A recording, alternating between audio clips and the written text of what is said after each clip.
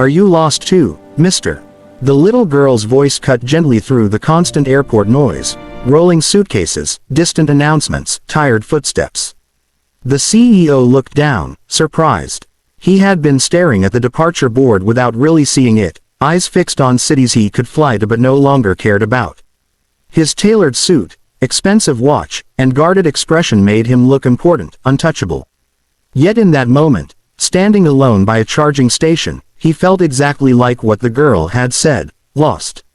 Not geographically, but somewhere much deeper. He gave a polite smile, unsure how to answer a child's honest question, and wondered how someone so small could see straight through him. The girl clutched a worn pink backpack, its zipper half broken, a small teddy bear dangling from one strap. Her shoes were mismatched, but her eyes were bright and curious.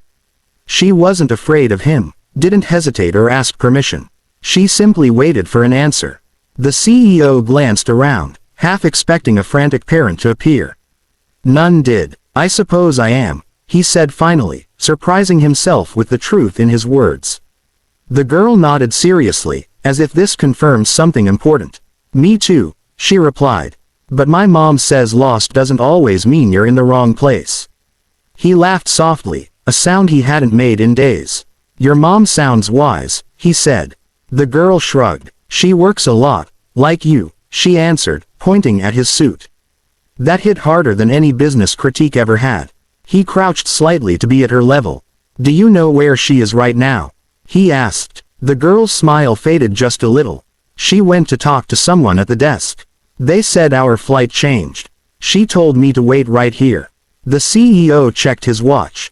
10 minutes had passed. In an airport, that could feel like an eternity to a child. They sat together on the cold metal bench. The CEO noticed how the girl swung her legs back and forth, barely reaching the floor. She hummed quietly, unfazed by the chaos around them. He, on the other hand, felt an unfamiliar tightness in his chest. His own childhood memories surfaced. Airports, long trips, parents always in a hurry. He had sworn he would be different, yet here he was, alone again, even with all his success. Where are you flying to? He asked. Anywhere my mom can find work, the girl replied casually, as if that were the most normal thing in the world. That answer lingered between them. He thought of his private jet waiting on the other side of the airport, of meetings scheduled months in advance. Do you like flying? He asked. I like the windows, she said. They make the world look smaller. Less scary. He nodded slowly. For him, flying made the world feel bigger, heavier with responsibility. An announcement echoed overhead, calling his name for boarding. He ignored it. For the first time in years, something felt more important than being on time. The girl tilted her head, studying him. You look sad, she said matter-of-factly. He smiled again, but this time it didn't reach his eyes. I guess I am, he admitted. Why? She asked. He hesitated. How do you explain loneliness to a child? Sometimes, he began, you can have everything people say you should want, and still feel like something's missing. She considered this carefully. Maybe you dropped it, she said. I drop things all the time. My mom helps me look. Her simplicity stunned him. Dropped it, lost it. Maybe that was exactly what had happened. A security officer walked by, glancing at them, but said nothing.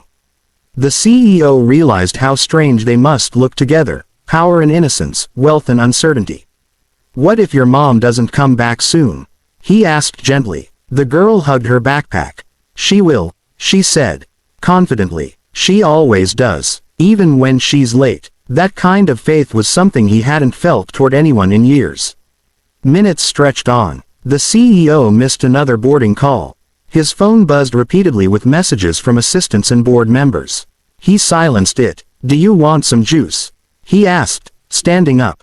Her face lit up. He returned moments later with juice and a small sandwich, refusing her attempts to pay with a handful of coins. Thank you, mister, she said politely. You're welcome, he replied, surprised at how natural it felt to take care of someone else. As she ate, she talked about her school, her favorite cartoons, how her mom read stories even when she was tired. He listened, really listened, something no one in his world expected from him. He found himself smiling, asking questions, feeling present. Another announcement echoed. He no longer cared where it was calling him. For the first time in a long while, he wasn't thinking about the future or the past, only the now. Finally, a woman came running toward them, breathless, panic written all over her face. "There you are," she exclaimed, pulling the girl into a tight hug. "I told you to wait." She stopped short when she noticed the CEO. Her expression shifted from relief to suspicion. "It's okay, Mom," the girl said quickly. "He was lost too." The woman looked at him, then at the juice box and sandwich. "Thank you," she said softly, exhaustion clear in her voice. The CEO stood, suddenly unsure of himself again. "She was very brave," he said. The woman smiled sadly. "She has to be." They talked briefly, about the delayed flight, missed connections, the struggle of traveling alone with a child. He listened, recognizing a strength far greater than his own. An idea began to form, one he hadn't planned, hadn't calculated. "What airline are you flying with?" he asked. The woman told him. He nodded, pulling out his phone, not to answer emails, but to make a call. Quiet instructions, clear decisions. When he hung up, he felt lighter. "Your seats have been upgraded," he said simply. "And there's a direct connection now." The woman stared at him in disbelief. "I can't," she began. He shook his head. "You don't owe me anything." The girl jumped up and hugged him without warning. He froze, then slowly hugged her back. It felt awkward, unfamiliar, and incredibly right. "You're not lost anymore," she whispered. He swallowed hard. "I think you're right," he replied. They were called to board. The CEO watched them walk away, hand in hand. His phone buzzed again. This time, he answered. "Cancel the meeting," he said calmly. "I'll take the later flight." He didn't explain. He didn't need to. As he sat alone again, he realized something had shifted. The airport no longer felt like a place of endless departures. It felt like a crossing point, a reminder that even brief encounters could change direction. He thought about the girl's words, "Lost doesn't always mean wrong place." Maybe he had needed to be right there, at that exact moment, to be found again. For the first time in years, he opened his calendar and deleted more than he scheduled. Space appeared where pressure used to live. He looked around at strangers rushing past, each carrying invisible stories.